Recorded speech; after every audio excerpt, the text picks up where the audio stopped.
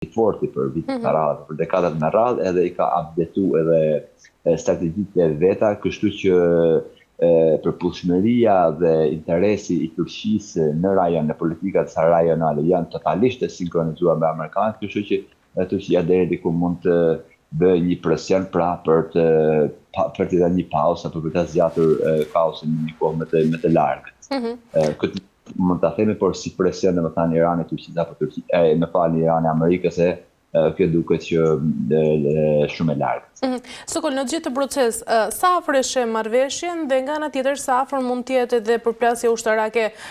në rast të dështimit të këtyre bisedimeve? Përplasja ushtarake që Amerika të kalojë në territorin e Iranit në ushtar, shumë analistë dhe shumë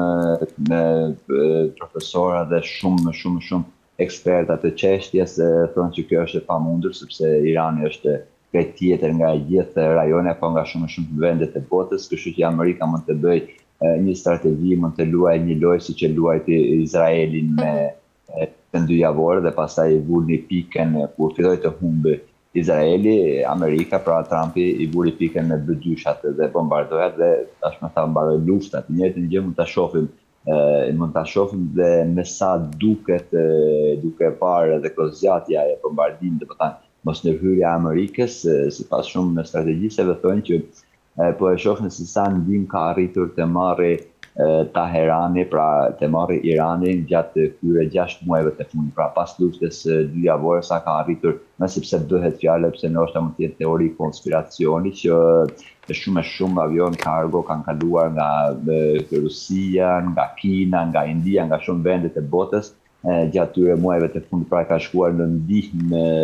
për një sum amerikan, i kanë shkuar në ndihmë Teheranit që edhe ato të bombardojnë të gjitha bazat amerikane në rajon, ku bëhet fjalë nga Katari atje sipër të gjithë gjirin Persik, ku do të thënë edhe kjo që bazat kryesore, ndër bazat kryesore në rajon janë edhe bazat e NATO-s, bazat e Amerikës në Turqi. Për këtë arsye, edhe Amerika e provon se sa ka arritur të heqë forcën, ashtu për me sa duket edhe nëse shohim prononcimet zyrtare të Moskës dhe të Pekinit, duket që Irani po ashtu siç ka qenë më parë, do të jetë përsëri vetëm dhe me sulmi me sa duket, pra me këtë pa marrë Amerika të gjithë 100% atë që do, nuk do të mendenoj këtë shumë, sepse dihet domethënë edhe Abraham Lincoln janë jetë më të mëdha pra të Amerikës, pra ata që me të vërtetë japin shkëmbijën e luftës dhe çojnë merren vetëm me lëvizjet e tyre nëpër të gjithë oqeanet, janë shumë pranë Iranit, ku edhe dje kishim një incident që disa dron i ka eliminuar Amerika, pra anijet e ushtarake të Amerikës kanë eliminuar disa dron të Iranit, pra në gjirin Persik, dhe kjo le të thotë, domethënë të thotë që ose me të vërtetë pra jemi afër një pauzi ose në paktën për 2 vite të ardhshme derisa të jemi para zgjedhjeve presidenciale të ardhshme të Amerikës, nuk do të kemi një konflikt, ndoshta para zgjedhjeve të kemi, por a është ajo ky starti i një paqeje, kjo le të vërtetësuar, sepse nëse i referohemi Amerikës dhe sidomos politikave të Trumpit, pavarësisht sa janë të Pentagonit, por këtë vitin e fundit që ka ardhur Trumpi, asgjë nuk është lënë pa u bërë. Pra, kjo tregon që Trumpi do të bëjë diçka, por se si do ta bëjë, me të vërtetë që do ta shohim edhe normalisht edhe ndikimi këtu i diplomacisë së NATO-s, pra që është Turqia në këtë kaos, ndoshta mund të ndryshojë diçka, por reagimet e Amerikës, po ashtu edhe të Izraelit, tregojnë që këtë dimër me patjetër do të kemi një sulm kundra Iranit. Në fakt, Sokol, rrëzimi i një droni iranian nga avioni luftarak amerikan F-35 pranë aeroplanmbajtëses Abraham Lincoln shënon sigurisht pra një nga incidentet më serioze ushtarake mes SBA-s dhe Iranit në gjithë këto muajt e fundit. Mendon se ky ishte një akt i domosdoshëm mbrojtës, apo mund të quhet edhe një sinjal force që rrezikon ndoshta edhe një përshkallëzim të konfliktit?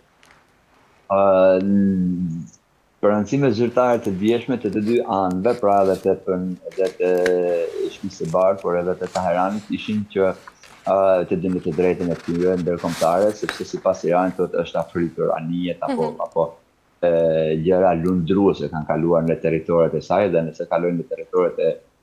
Iranit, automatikisht do të shpallin luftë, pra, por dhe Amerika thotë jo, nuk kemi qenë në ujnat e Terriut, në ujat ndërkombëtare, pse mund të afrohet edhe me shumë afër metra.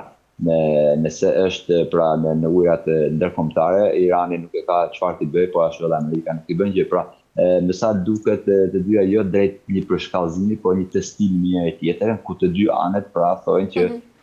jemi me të drejtën ndërkombëtare, në thojë sa fuqi ka drejtën ndërkombëtare është tjetër, por gjithsesi të dy po lozin jashtë çdo rregulli, por të dy thonë që i përmbahemi të drejtës ndërkombëtare, pra rregullat ndërkombëtare, dhe kjo ditët në vijim apo edhe natën e sotme mund të shohim edhe reagime të tjera. Ndërkaq Sokol, mendon se po përdor Irani taktika të testimit të kufive të shërbas në rajon pasi ushtria amerikane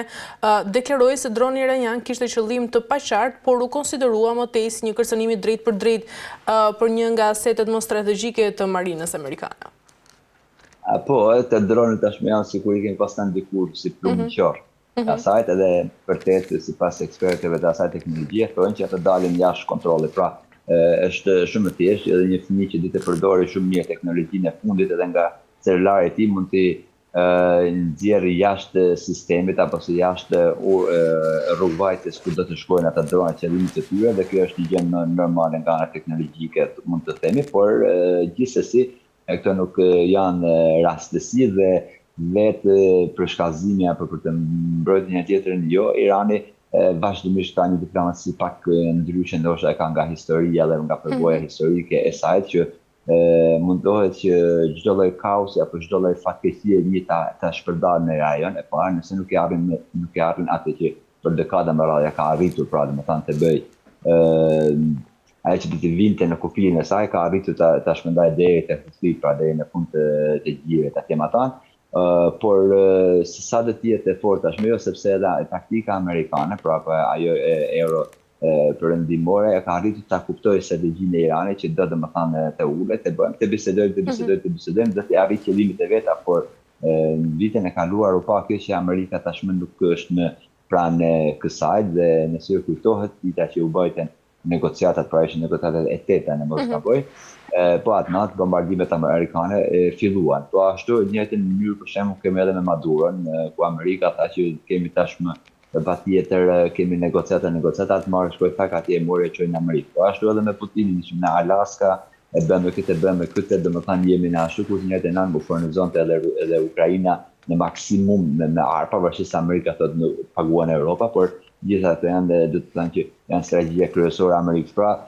ka ndruar taktik Amerika, ku ai që ditë luaj me Amerikën, Amerika e di më parë se çfarë po luan me Amerikën, kështu që do të kemi një gjë krejt ndryshe, por